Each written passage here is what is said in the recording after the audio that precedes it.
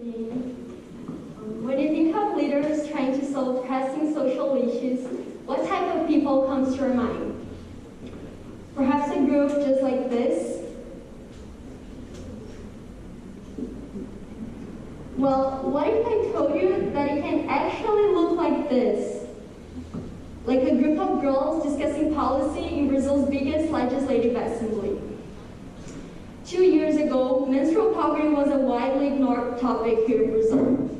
Now, in 2021, in the face of a presidential veto to a bill that institutes a national policy against menstrual poverty, public opinion has been tremendously mobilized, taking the issue to Twitter trending topics, Brazil's most relevant media outlets, and significantly increasing Google searches about the issue. What has changed in these past 2 years that caused such a mobilization? I'm convinced that a group of girls is guilty of that. The pioneering advocacy movement led by girls that is ensuring menstrual rights for all in Brazil is living proof of the power of young people's participation in politics. And such a mobilization wouldn't be possible without the articulation and commitment of young girls. I'm Carol, 17, a Girl Up leader, and I'm here to discuss how a group of girls proposed bills against menstrual poverty in over 40 Brazilian municipalities, 13 states, and helped articulate a federal bill. More than that, I'm here to argue for the importance of recognizing and encouraging youth's change-making potential.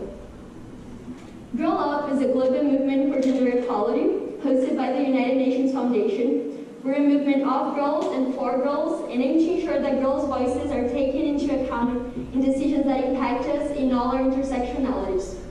I'm also a leader for Free to Menstruate, which is a movement born and anchored in Girl Up against menstrual poverty, but that has surpassed it as we now have multiple legislators participating and supporting it.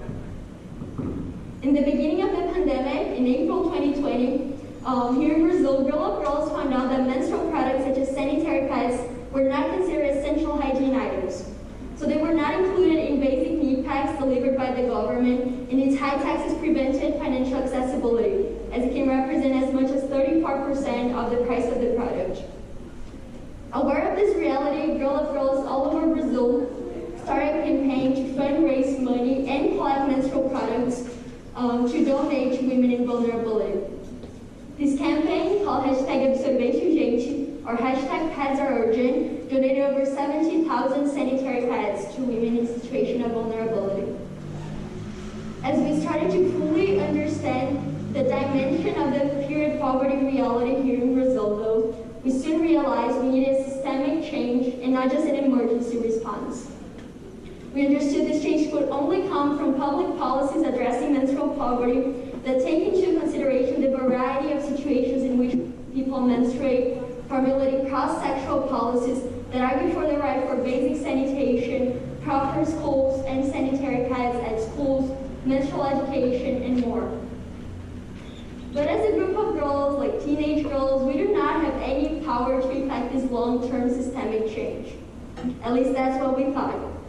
Girls in Rio de Janeiro, part of the Elza Soares Club, advocated for a First Amendment bill that finally considered menstrual products essential items and included them in basic need packs.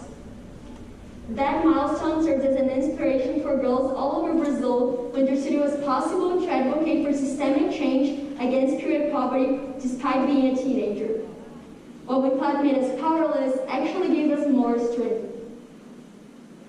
Finally, today we have 13 state bills proposed in all 5 Brazilian regions, 8 of which were already approved. Not having success in some states led us to consider that perhaps advocating for policies on the municipal level was also an efficient strategy towards our goal of ensuring menstrual equity in Brazil.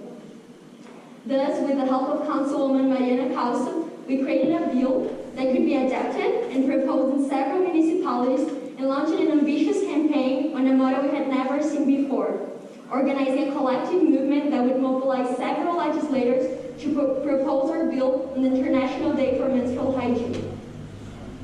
The movement grew strong. We paired girls with over 80 legislators, so they would reach out to each one of the legislators, arguing for the need of addressing the period poverty situation in their communities, in their cities, and offering our bill as part of the solution. It could never be possible about youth leadership and engagement. And without also the support from female policy experts, experienced activists, women in decision-making spheres, policy-making, who supported us. The systemic change was being enacted. Girls all over the country reached out to us to take the policy to their city and defend period equity in their communities. Speaking as a leader of this movement that we call Wave of Municipal Bills, I believe what was absolutely pivotal for us was youth engagement and leadership and participation in politics. Sometimes when we think that young people, they don't have the capacity to add to discussions impacting us, we don't think that they have the capacity to build a more just and equal future. Young people are visionary and have the capacity to add to discussions impacting us and should deliberately build a more just future. When we reopen schools in Brazil now, for instance, we have a huge possibility for a mindset shift that invites young people to reimagine education and rethink their own learning experience.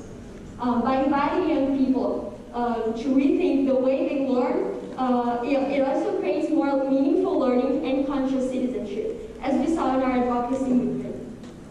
I want to here invite young people to take politics into their own hands, and especially girls. I also want to urge policymakers to invite us to the table. In many cases, we were the ones that opened your eyes to the situation of period poverty, and our diverse perspectives and experiences were essential to build solutions that would serve every girl.